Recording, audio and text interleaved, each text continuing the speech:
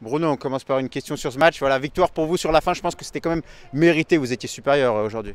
Oui, sur l'ensemble du match, on a super bien joué. On a eu des principes qui ont été respectés de la première à la dernière minute. On s'est créé énormément de situations face à un adversaire qui a joué de manière très directe et verticale. Et puis on a dominé l'ensemble de la rencontre, donc c'est largement mérité. On aurait simplement dû plier le match bien avant. Ouais, justement, il y a quand même eu offensivement, j'ai envie de dire, un peu de suffisance, en tout cas un manque de tranchant. Oui. Est-ce que c'est aujourd'hui ou ça a aussi été le cas pendant l'avant-saison et les premiers matchs? Aujourd'hui, je dirais plus que sur les autres matchs. On s'est créé énormément de situations, on a eu de la peine à conclure. Et je pense que les joueurs doivent encore progresser sur la mentalité dans le dernier geste. Ils progressent régulièrement sur la mentalité dans d'autres aspects du jeu, l'aspect défensif, l'aspect des transitions aussi. Donc maintenant, on prend un petit peu au fur et à mesure les choses pour les aider à se développer.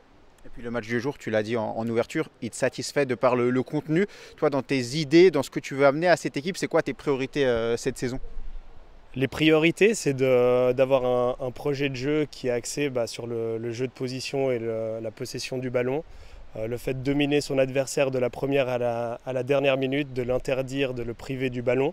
C'est ce qu'on a fait aujourd'hui. On a énormément de joueurs qui viennent de clubs autres que Foot-Eco, M15, etc. Donc il y a aussi un temps d'adaptation à accorder à ces joueurs. Les principes de jeu qu'on met en place sont relativement complexes sur le plan technique et puis sur l'aspect tactique, puis avec l'intensité qu'on veut mettre aussi. Donc il leur faut un petit peu de temps d'adaptation, mais le groupe progresse bien.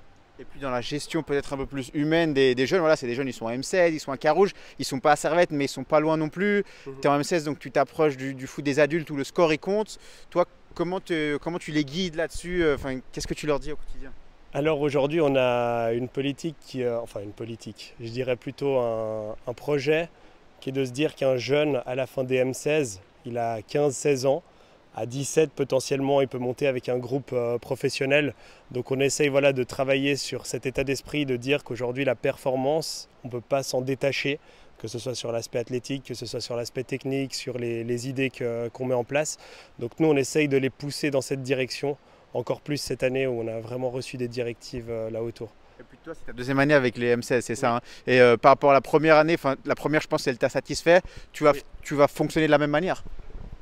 On va faire quelques ajustements en termes de, surtout sur les aspects défensifs, parce qu'on se rend compte qu'à Genève, on a souvent des meilleurs joueurs, enfin des joueurs chez les plus jeunes.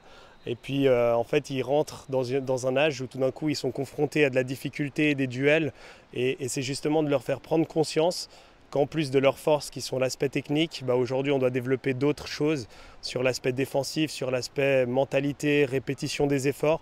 Et donc on axe un aspect très psychologique là-dessus pour aider les joueurs à progresser. Parfait. Merci Bruno.